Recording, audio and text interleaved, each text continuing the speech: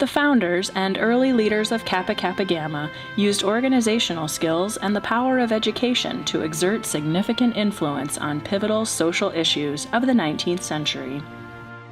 Their stories are now being told in a new exhibit produced by the Foundation Museums Committee of Kappa Kappa Gamma. Join Edith Mayo, Curator Emerita from the National Museum of American History and member of Kappa Kappa Gamma's Foundation Museums Committee, as she offers a curator's tour of her newest exhibition, Tradition of Leadership, Education to Enfranchisement. Welcome to Tradition of Leadership, Education to Enfranchisement. This is an exhibition that sets the role of women's Greek letter fraternities in the context of women's higher education.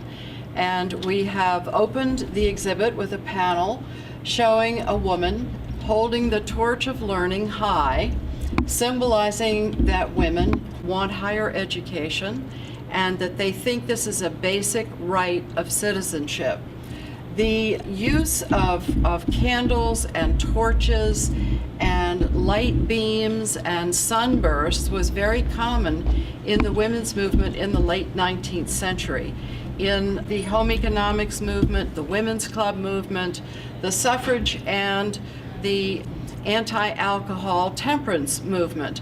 All of these symbols of light represent women as enlighteners and the dawn of a new day for women.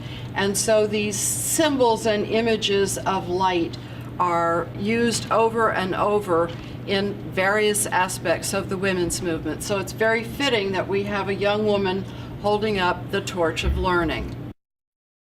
We begin the exhibition with trying to set women's desire to have higher education into the context of the 19th century and what was going on with women. So we've started out with 19th century womanhood and the concept of separate spheres for men and women, as well as the concept of true womanhood. Men's domain was the outside world with politics, science, business, and intellect, while woman's sphere was within the home. She was thought to be naturally nurturing, someone who helped build communities, to be domestic, and to engage in charitable works towards the less fortunate. Some of the components of being a true woman were the attributes of piety, purity, domesticity, and submissiveness, thought to be innate in women's nature. And so you were brought up to believe you should try to become a true woman and embody all those ideals. Into this mix, you also add the prejudice against women getting a higher education, and that's symbolized by this book called Sex in Education that was very popular in the mid-19th century.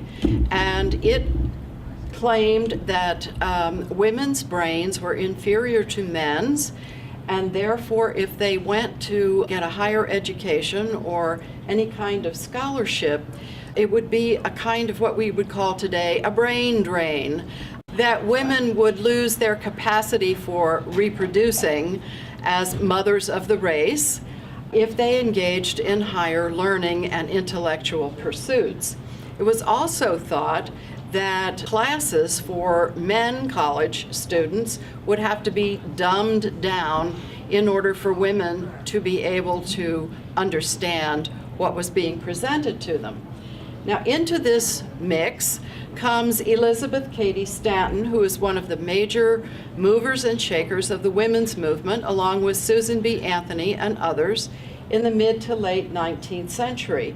She happened to come to Monmouth College in Monmouth, Illinois, to give a lecture called Our Girls. And in the lecture, she advocated for women to be physically active, to be healthy, to exercise their brains, and she supported higher education for women. She said to the men, take down your fences and let your daughters feel that they too have a right to the universe. Those were the words that planted a seed in young women's minds at Monmouth College, and not too long thereafter, the following year, they founded Kappa Kappa Gamma, a women's college fraternity that would enable women to seek a higher education and to have a safe place to congregate so they could support each other in getting a higher education. Our next panel explores the founding of Kappa Kappa Gamma fraternity at Monmouth College in Monmouth, Illinois. Shortly after Elizabeth Cady Stanton had appeared in Monmouth and given her address in which she supported higher education for young women, 6 young women on the college campus at Monmouth got together and decided to form a women's Greek letter fraternity called Kappa Kappa Gamma. They said they were on a voyage of discovery, personal discovery and discovery of the outside world through knowledge and learning. They adopted a variety of symbols that stood for their sorority and their close connection with the college, and most of these symbols were taken both from 19th century women's culture, which was separate from men's, and also from the Greek and Roman classics. So all of these emblems had a very symbolic meaning. And these are the 6 founders of the fraternity. In the center, you'll see the diploma that symbolizes how women were taking exactly the same courses as men, and therefore were able to survive in college and compete with the men in getting a higher education in the same exact curriculum. I mentioned earlier the attributes of the true woman in the 19th century were purity, piety, submissiveness, and domesticity. So if you were a true woman, that's what you would aspire to. One of the things that was so important about what these college fraternity women were doing at this time was proving that a woman could be intellectual and still be a true woman. They redefined the terms of what constitutes a true woman to include scholarship and intellect. In 1870, when the first women's college fraternities were being founded, men outnumbered women in colleges 5 to 1. And the women were often ridiculed and laughed at for their desire to obtain a higher learning. This was one of the major forces that brought women together to bond in support of each other and to encourage each other in their quest for higher learning. By the 1880s and 1890s, women's college fraternities were beginning to turn out top-notch academic scholars. And this coterie of educated women were people who fueled the reform efforts at the turn of the century in the United States. There were so many different reforms in society that it was called the Progressive Era because of all the progressive legislation. And very often educated women were the ones who made up the membership in a number of these reforms. And women also began a number of professions that grew out of the reform movement at the turn of the century.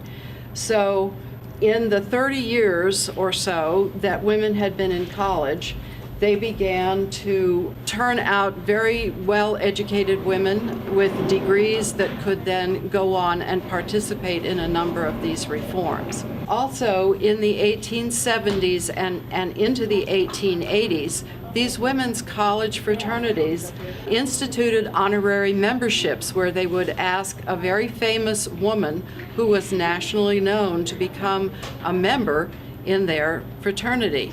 And Kappa asked 2 members. One was the First Lady, Lucy Webb Hayes, and she was thought to be an excellent role model and someone who would make a good fraternity member. The other well-known woman that they asked was Julia Ward Howe. She was not only a suffrage leader, but she was also the leader of the women's club movement in the Northeast, and a mover and a shaker. And this was the kind of woman they invited into honorary membership so that they would set a good example for the girls who were in school. Among the college-educated women, the first was Tade Hartsuff-Koons, and it was said about her that she was a red-hot radical who believed in the new woman and her future. She believed that Kappa Kappa Gamma needed a national vehicle for communication within the fraternity. And so she put Kappa with the Golden Key, which was the fraternity's publication, at the forefront of the women's movement. She later went on to become a famous lawyer as well as a world traveler.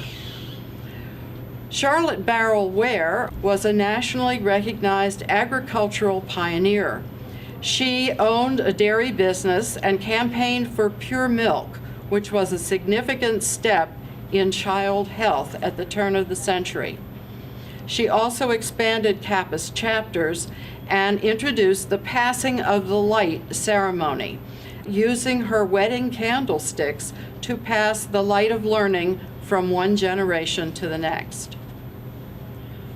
Kate Bird Cross set up Kappa Chapter Archives and the preservation of the fraternity's history. She also standardized the symbols and the ritual of Kappa Kappa Gamma. She initiated the invitation to all sororities that were existing at the time to the first Panhellenic Conference meeting in 1891, and this signified that women were empowering themselves at the national level. Lucy White Allen, following on the calling of a Panhellenic Conference, was elected the first president of Panhellenic. She had a career as a high school teacher in New York City. Then she returned to Stanford University, where she had received her degree, and became the first Dean of Women in the nation. Emily Bright Burnham was a mover in the slum clearance and urban planning area. Her work reflected one of women's movement's highest achievements and successes, that of what was called civic housekeeping, the improvement of urban life and health. Catherine Lucinda Sharp was a pioneer in library science, helping to create a new career field for women. Bertha Richmond Chevalier was also a professional librarian and a champion of the importance of alumni groups to the national fraternity. Student life for college women in the 1880s and 1890s expanded to include areas of activity that the early founders had not envisioned. They had not envisioned having student life grow in the sense of social activities, and many of the alums thought that the women were becoming more interested in the social activities than they were in pursuing a higher education. As alums grew in number, because more and more women were graduating, they began to take a very close interest in what was going on the college campuses. This made them more active in supporting the women on college campuses, but also more active in curbing the social excesses which they felt the young women were indulging in. The decade between 1910 and 1920 brought enormous changes in women's roles, both in college and in the outside world. It was an era that saw the beginning of World War I, and that meant that many Kappas were engaged in war work, both at home and abroad. The Victory Girl symbolizes the Liberty Ladies that were used to raise money for the Allied war cause in World War I, and several Kappas were very prominent, among them Dorothy Canfield Fisher, who was a famous writer and lived with her two daughters in France. And she saw firsthand the devastation of war in France and made an appeal through Kappa's magazine for war relief work and money for people in France that had been so devastated. The other person was Lou Henry Hoover, the future wife of Herbert Hoover, who went overseas with her husband and engaged in various forms of relief work during World War I. The most important domestic reform between 1910 and 1920 had to do with the women's suffrage movement, or votes for women. That was about enfranchising more than 50% of the United States population.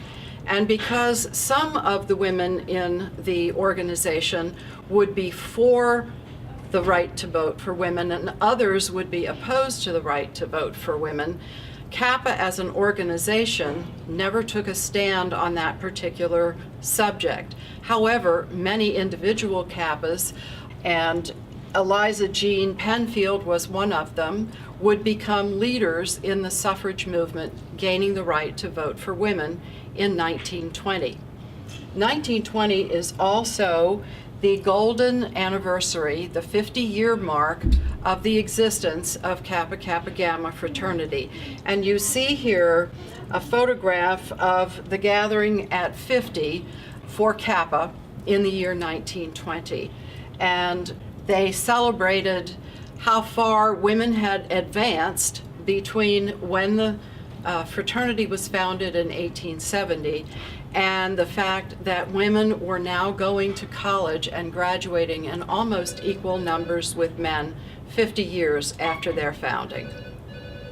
Throughout the exhibit on the first 50 years of Kappa Kappa Gamma fraternity, we have sought to incorporate objects that would illustrate or symbolize the progress of women over 50 years' time. And with these two mannequins dressed, one from the 1870s and the other from the 1920s, you can see just by the costumes how much women's role has changed in the 50 years of Kappa's existence. I understand that having produced this exhibition on the first 50 years of Kappa Kappa Gamma's existence, that there will be a sesquicentennial anniversary coming up in 2020. And we are thinking about the possibility of doing two subsequent exhibits on the next 50 years and the 150 years so that we could bring it up to date for the sesquicentennial in 2020. I have just looked at the final version of the web-based imagery and text, which will be both on a kiosk and online for this exhibition, and I thought they did a marvelous job of setting up the background for, particularly for college women students, and in making it an interactive experience for these young women so that they can gain more information on specific parts of the exhibition that they want to zero in on. Tradition of Leadership, Education to Enfranchisement was made possible by the generous support of the Kappa Kappa Gamma Foundation, with the vision to preserve, endow, inspire, invest in every Kappa. Envision Learning, providing custom web-based e-learning courseware, authoring tools, and consulting services that align training goals with business objectives. The Heritage Museum Guild, working to preserve and enhance the Heritage Museum in Columbus, Ohio. And by Elizabeth Hamilton, Ginger Jeffrey, Nancy Broyhill, and other generous supporters of Kappa Kappa Gamma's museums.